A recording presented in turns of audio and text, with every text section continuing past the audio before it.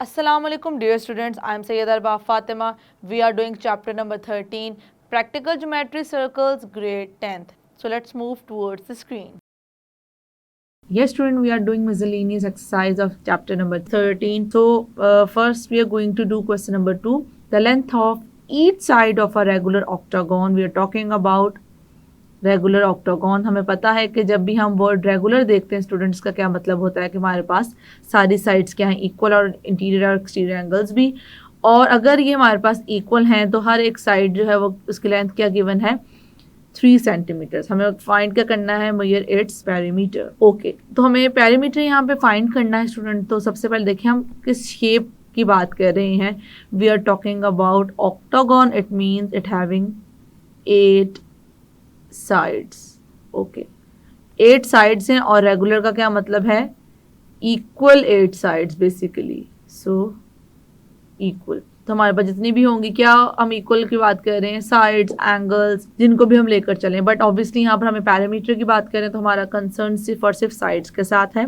So I am going to start question number 2 over here. अब हम mention कर देंगे कि हमारे पास क्या क्या गिवन है. तो स्टूडेंट हमें सबसे पहले जो चीज़ मेंशन करनी है वो length of each side of octagon है. So I am going to write over here length of each side of octagon equals to 3 centimetres. Okay, उसके बाद हमें क्या चाहिए, ऑक्टागन की साइड्स कितनी होती हैं वो मेंशन कर देते हैं. Sides of uh octagon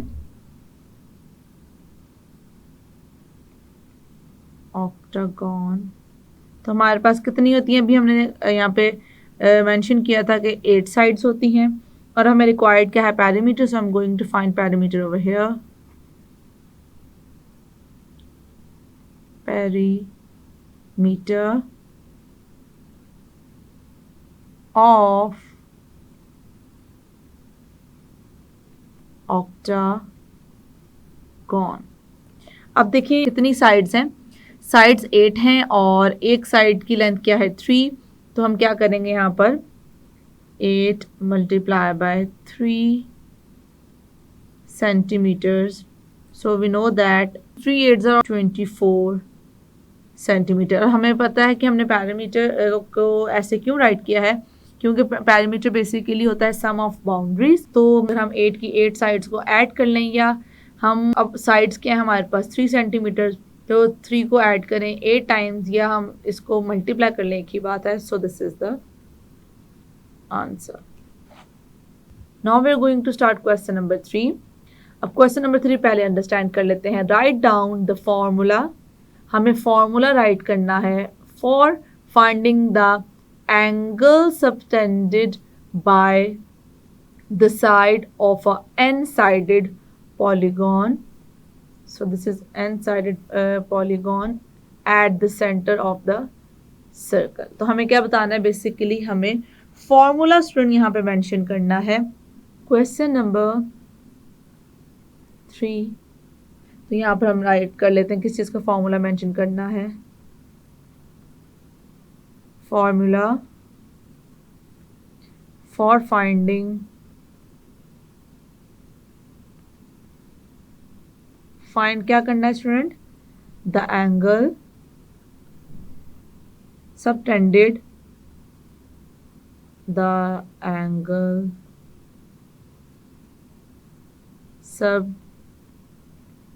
subtended by the side of a n-sided. अब देखिए इसका मतलब है कि हम ऐसे पॉलीगॉन का फॉर्मूला राइट करने लगे हैं जिसकी कितनी साइड्स हैं, n साइड्स हैं. इट मीन्स हमें अगर जनरली हम लेकर चल रहे हैं, हमें एग्जैक्टली नंबर ऑफ साइड्स का नहीं पता, तो इसका मतलब है कि यहाँ पे हम जनरल फार्मूला लिखेंगे। अब ये जनरल फार्मूला स्टूडेंट सब पॉलीगॉन्स पे इम्प्लीमेंट होगा। किस तरीके से, अगर हम बात करेंगे अभी हमने देखा ऑक्टागॉन की, तो यहाँ पे हम n की जगह राइट कर देंगे 8। इस तरीके से अगर हम किसी और फिगर को लेकर चलेंगे तो जितनी इसकी साइड्स होंगी उतना ही हम n की जगह वैल्यू पुट कर देंगे। तो अगर मैं बात करती हूँ ट्रायंगल की, लेट्स सपोज वो भी एक पॉलीगॉन है, क्योंकि पॉलीगॉन होने के लिए हमारे पास मोर देन 2 वर्टिसेस होने चाहिए, तो उसमें n की जगह हम क्या पुट करेंगे 3। तो हमारे पास बेसिकली क्या आ गया है, formula for finding the angle subtended by the side of a n sided polygon at the centre of the circle equals to 360 degree upon n। इसका मतलब है 360 डिग्री को डिवाइड कर देंगे n के साथ। तो जैसा कि मैंने कहा n डिफरेंट हमारे पास पॉलीगॉन्स के लिए डिफरेंट रहेगा, तो जितने हमारे पास होंगी नंबर ऑफ साइड n की जगह हम वो पुट कर देंगे। This is the answer. So now we are going to move towards the next question. The length of the side of a regular pentagon is 5 centimeter. What is its perimeter? तो हमें यहाँ पे भी same काम करना है कि अगर हमारे पास एक साइड 5 सेंटीमीटर्स की हो, हम रेगुलर की बात कर रहे हैं, so if we are talking about pentagon, it means we having 5 sides, और इसी तरीके से रेगुलर का मतलब है इक्वल। और हमें क्या फाइंड करना है, यहाँ पे हमें फाइंड करना है स्टूडेंट पैरामीटर। अब हम करने जा रहे हैं हमारा जो 4th क्वेश्चन है उससे यहाँ पर, अब यहाँ लेंथ मेंशन कर देंगे, length of each side of pentagon, क्या हमें गिवन है, गिवन है हमें लेंथ 5 सेंटीमीटर्स। तो हमें पता है साइड्स ऑफ अ पेंटागन, हम यहाँ मेंशन कर देंगे कितनी साइड्स होती हैं, sides of a pentagon equals to 5। Sides भी 5 हैं और एक साइड की लेंथ क्या है 5 सेंटीमीटर। तो हम यहाँ पे पेरीमीटर कर लेंगे फाइंड। तो पेरीमीटर क्या होता है, सम ऑफ बाउंड्रीज होता है हमारे पास, या जो हमारे पास नंबर ऑफ साइड्स हैं उसको लेंथ से मल्टीप्लाई कर देते हैं जब हम बात कर रहे होते हैं रेगुलर पॉलीगॉन के अकॉर्डिंगली, तब हमारे पास पेरीमीटर का फॉर्मूला यही रहता है। अगर कोई कन्फ्यूजन है मैं तो यहाँ मेंशन भी कर देती हूँ। We know that this is basically perimeter of any regular polygon n into L. So n is basically number of sides, number of sides, and this is length of each side, length of each side. तो यही इसी के accordingly हम यहाँ पर इसको करेंगे solve. तो यहाँ पर हमने जो फाइंड करना है उसे मेंशन कर लेते हैं, perimeter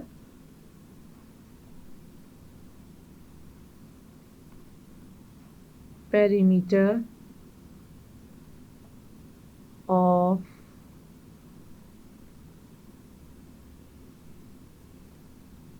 pentagon equals to, this is number of sides and this is length of side, so 5 into 5 is basically 25 centimeter and this is the answer। ये स्टूडेंट हमने 3 क्वेश्चंस कर ली हैं। अब हम करने जा रहे हैं fill in the blanks।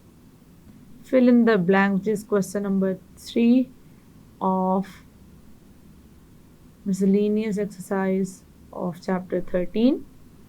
तो हम यहाँ से अब इसको करते हैं start. First we are going to understand the boundary of a circle is called. तो हमें पता है स्टूडेंट इस सर्कल की जो बाउंड्री होती है इसे क्या कहते हैं, सर्कमफेरेंस कहते हैं। I am going to write over here circumference। Okay, next one, the circumference of a circle is called dash of the circle। तो अभी हमने जो फर्स्ट मेंशन किया है, जिसमें ब्लैंक को फिलअप किया है, तो उसमें ही हमारा आंसर है दिस इज बाउंड्री। तो यहाँ से हम देख के इसे फिलअप कर सकते हैं। जो सर्कमफेरेंस होता है सर्कल, उसकी बाउंड्री को ही हम सर्कमफेरेंस कहते हैं, या सर्कमफेरेंस को हम क्या कहते हैं, boundary of the circle. Okay, the next one is the line joining the 2 points of a circle is called. अब ऐसी लाइन जो कि 2 पॉइंट्स को ज्वाइन करे सर्कल को, उसे क्या कहते हैं स्टूडेंट, उसे कहते हैं chord. I am going to write over here, is called chord. Look at this, ये हमारे पास क्या है, एक सर्कल है, और इस सर्कल पे अगर मैं कोई से भी 2 पॉइंट्स ले लूँ, let's suppose this one and this one, तो इनको ज्वाइन करने वाली ऐसी जो हमारे पास लाइन सेगमेंट होगी स्टूडेंट, वो क्या कहलाएगी, वो कहलाएगी कॉर्ड। यही हमने यहाँ पर किया है mention. The point of intersection of perpendicular bisectors of 2 non parallel chords of a circle is called. अब देखिए हम क्या बात कर रहे हैं स्टूडेंट, हम बात कर रहे हैं किसके बारे में, point of intersection of perpendicular bisector. अब हम परपेंडिकुलर बाइसेक्टर्स ले रहे हैं किसके, नॉन पैरेलल कॉर्ड, ऐसी कॉर्ड जो कि पैरेलल ना हो। तो इसका मतलब ये स्टूडेंट, अगर हमारे पास लेट्स सपोज ऐसी कॉर्ड्स होंगे जो पैरेलल ना हो, पैरेलल होने का मतलब कि आपस में इंटरसेक्ट ना करें, और नॉन पैरेलल का मतलब है कि आपस में इंटरसेक्ट करती हूँ, तो अगर मैं उनके परपेंडिकुलर बाइसेक्टर्स ड्रॉ करूँ, तो ये हम पढ़ते हुए आए हैं, वो कहाँ से पास करेगा, सर्कल में से, वो सर्कल के पास करेगा सेंटर में से। तो हमें यहाँ पर इसको कर देना है मेंशन कि वो कहाँ से पास करता हुआ नजर आएगा, सर्कल के सेंटर से। Look at this student, let's suppose we have a circle like this, and now I'm going to draw 2 non-parallel chords, chord 1 and this is, let's suppose, chord 2. Both are non-parallel because both are intersecting at this point, and this is center of the circle. Now I'm going to draw the perpendicular bisectors of both the chords. So first perpendicular bisector I'm going to draw. हम randomly सिर्फ इस चीज़ को understand करने लगे student कि किस तरीके से हमें सेंटर से पास करता हुआ नजर आएगा। इसको प्रॉपरली आप कंपास से चेक कर सकते हैं। ऐसा नहीं है कि आपको कोई और पॉइंट मिलेगा। तो अगर यहाँ पे हम देखें, यहाँ पर अगर हम इसका परपेंडिकुलर बाइसेक्टर ड्रॉ करें, तो वो हमारे पास कुछ इस तरीके से आ जाएगा। ये हमने रैंडम किया है, मतलब ये है इसका परपेंडिकुलर बाइसेक्टर, और ये है हमारे पास, ये जो हमारी कॉर्ड है इसका परपेंडिकुलर बाइसेक्टर। तो हम देख सकते हैं कि दोनों के परपेंडिकुलर बाइसेक्टर्स हैं वो किस पॉइंट से पास कर रहे हैं, वो पास कर रहे हैं सेंटर से, इसलिए हमने यहाँ पर मेंशन कर दिया है। Okay, the next statement is the circle having 3 points in common will. अब क्या 3 पॉइंट्स हैं कॉमन, क्योंकि क्या करेंगे, आपस में करेंगे coincide. So I am going to write over here,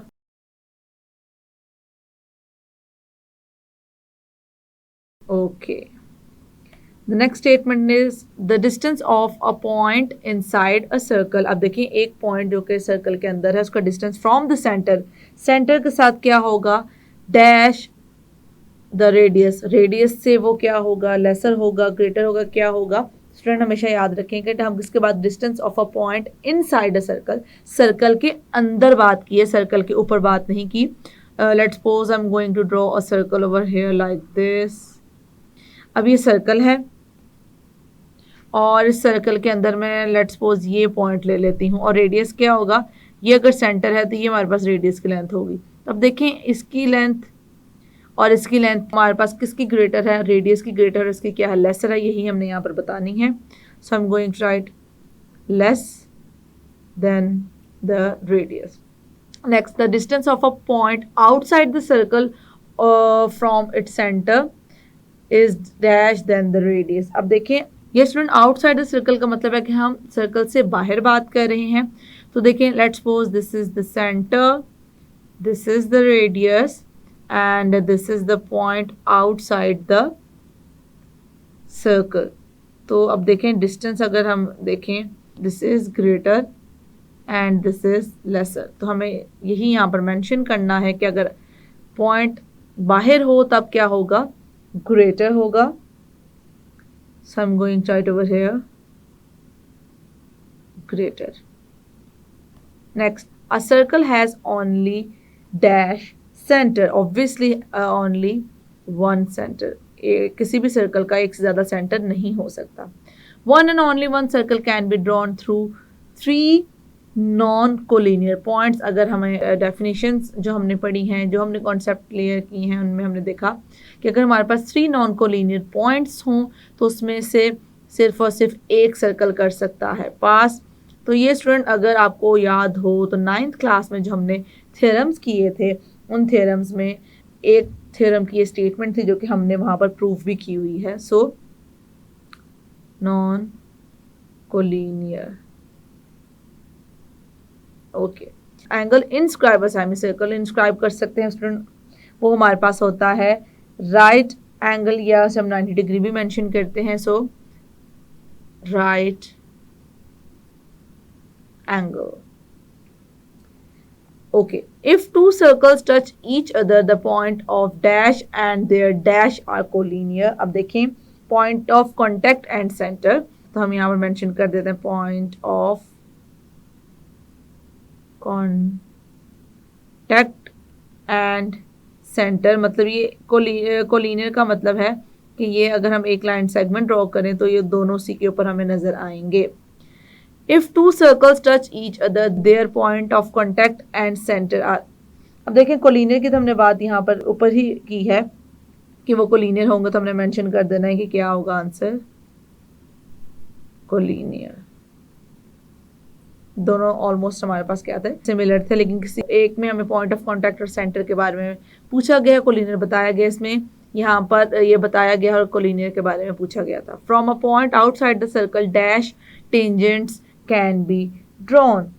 तो हमें पता है कि जो सर्कल हम आउटसाइड द सर्कल है उस पर हम कितने टेंजेंट्स ड्रॉ कर सकते हैं स्टूडेंट, 2 टेंजेंट्स कर सकते हैं ड्रॉ। ये हमने कुछ केसेस भी पढ़े थे अपने एक्सरसाइज करते हुए, तो हमने उनमें भी इस चीज़ को देखा था कि अगर हमारे पास एक पॉइंट सर्कल के बाहर हो तो हम 2 टेंजेंट्स कर सकते हैं ड्रॉ।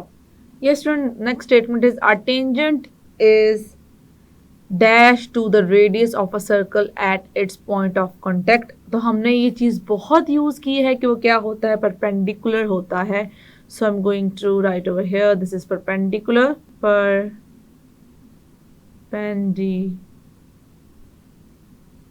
तो इस हमारे पास ब्लैंक में क्या आ जाएगा student, perpendicular. The straight line drawn perpendicular to the radius of a circle is called dash to the circle. हमें पता है कि वो straight line को हम क्या कहते हैं, जिसको हमने जो मैक्सिमम चीज़ें हैं उनमें यूज़ किया था वो होता है tangent. So I'm going to mention over here tangent. Okay. Two circles cannot cut each other at more than dash points. कितने points ज़्यादा पे नहीं कर सकता cut, more than 2 points. Next, the perpendicular bisector of a chord of a circle passes through। अब देखें perpendicular bisector का मतलब है perpendicular शो कर रहा है कि 90 डिग्री एंगल है, राइट है, और bisector का मतलब 2 equal parts of a chord। किसी भी कॉर्ड का perpendicular bisector of a circle pass through किस में से पास करता है स्टूडेंट, हमने अभी ऊपर ये से मेंशन किया था कि वो सेंटर में से करता है pass. Okay, the length of 2 direct common tangent to 2 circles are dash to each other. वो हमें पता है क्या होते हैं, इक्वल होते हैं। ये हमने एक्सरसाइज में भी इसको डिस्कस किया था 13.3, उससे पहले वाले केसेस में भी। The length of 2 transverse common tangent to 2 circles. अब देखें पहले हमने डायरेक्ट कॉमन टेंजेंट की बात की थी, अब हम बात कर रहे हैं ट्रांसवर्स कॉमन टेंजेंट की to 2 circles are dash to each other. तो वो भी क्या होते हैं स्टूडेंट, वो भी इक्वल होते हैं। इन दोनों केसेस से रेलिवेंट हमने केसेस भी डिस्कस किए हुए हैं और हमने एक्सरसाइज 13.3 में क्वेश्चन भी किए थे। If in center the circumcenter of a triangle coincide the triangle is। अब देखें अब हमने क्या यहाँ पर बात कर रहे हैं इन सेंटर में, मतलब हमारे पास जो सर्कम सेंटर होगा किसी भी of a triangle कंसाइड the triangle is. अब वो जो ट्राइंगल कंसाइड कर रहा है वो ट्राइंगल कौन सा होगा स्टूडेंट, वो होगा equilateral triangle. 2 intersecting circles are not. अब याद रखें कभी भी जो हमारे पास टू इंटरसेक्टिंग सर्कल्स हैं वो क्या नहीं होंगे, concentric. So concentric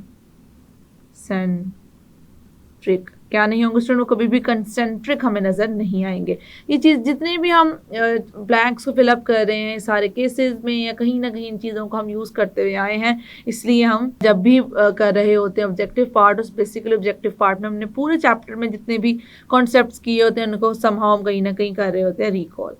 so the next statement is the centre of an inscribed circle is called. अब देखें इंस्क्राइब सर्कल का जो सेंटर होता है उसे हम क्या कहते हैं, इन centre.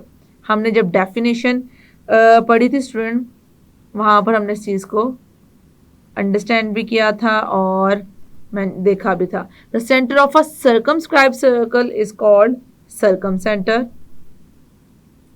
This is in centre, this is circum center. Then the radius of an inscribed circle is called in radius. ये सारी जो हमने डेफिनेशंस की थी स्टूडेंट, उनमें हम इस चीज को डिटेल में डिस्कस करते हुए आए हैं। The radius of a circumscribed circle is called circum radius. Circum radius. Yes student, आज के लेक्चर में हमने 3 क्वेश्चंस को भी किया है सॉल्व और उनको बेसिकली जो साइड्स के अकॉर्डिंगली पूछा गया था बताया है, और जो हमारे पास फिल इन द ब्लैंक्स थी उनको भी हम कर चुके हैं। सो आई होप स्टूडेंट के आज का लेक्चर भी आपको हो चुका है क्लियर, और हमारा 13 चैप्टर खत्म हो चुका है और ये हमारा लास्ट चैप्टर था हमारी बुक का। तो अब जितना भी हम कर चुके हैं, जो जो चैप्टर्स कर चुके हैं स्टूडेंट, उनकी अच्छे से प्रैक्टिस करें, और स्पेशली जो हमने अभी ये चैप्टर कंप्लीट किया है इसको अच्छे से रिकॉल करें। That's it. Yes student, I hope जिस तरीके से आज के लेक्चर में हमने फिल इन द ब्लैंक्स और कुछ क्वेश्चंस को किया है सॉल्व, वो आपको हो चुका है क्लियर। टेक केयर योरसेल्फ, अल्लाह हाफिज।